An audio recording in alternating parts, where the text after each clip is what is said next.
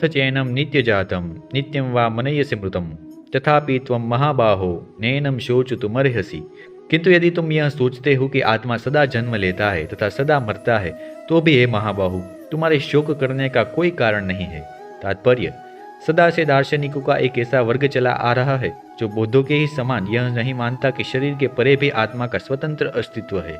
ऐसा प्रतीत होता है कि जब भगवान कृष्ण ने भगवद गीता का उपदेश दिया तो ऐसे दार्शनिक विद्यमान थे और लोकयतिक तथा वैभाषिक नाम से जाने जाते थे। ऐसे दार्शनिकों का मत है कि जीवन के लक्षण भौतिक संयोग से ही एक परिपक्वस्था में घटित होते हैं। आधुनिक भौतिक विज्ञानी तथा भौतिकतावादी दार्शनिक भी ऐसा ही सोचते हैं। उनके अनुसार शरीर भौतिक तत्वों का संयोग है और एक अवस्था ऐसी आती है जब भौतिक तथा रासायनिक तत्वों के संयोग से जीवन के लक्षण विकसित हो उठते हैं। तत्व विज्ञान इसी दर्शन पर आधारित है। संप्रति अनेक शब्द धर्म जिनका अमेरिका में प्रचार हो रहा है इसी दर्शन का पालन करते हैं और साथ ही शून्यवादी अभक्त बोधों का अनुसरण करते हैं।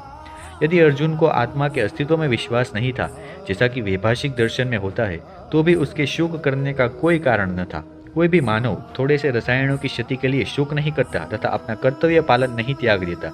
दूसरी ओर आधुनिक विज्ञान तथा वैज्ञानिक युद्ध में शत्रु पर विजय प्राप्त करने के लिए न जाने कितने टन रसायन फूंक देते हैं।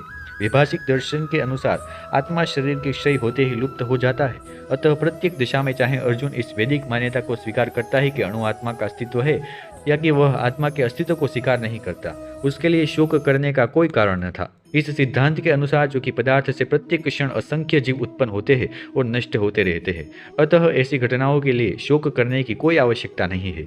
यदि आत्मा का पुनर्जन्म नहीं होता तो अर्जुन को अपने पितामह तथा गुरु के वध करने के पाप फलों से डरने का कोई कारण न था। किंतु साथ ही कृष्ण ने अर्जुन को व्यंग्यपूर्वक महाबाहु कहकर संबोधित किया, क्योंकि उसे वैभाषिक सिद्धांत स्वीकार नहीं था जो वैदिक ज्ञान के प्रतिकूल है। क्षत्रिय होने के नाते अर्जुन का संबंध वैदिक संस्कृति से था और वैदिक सिद्धांतों का पालन करते रहना ही उसके लिए शोभनीय था।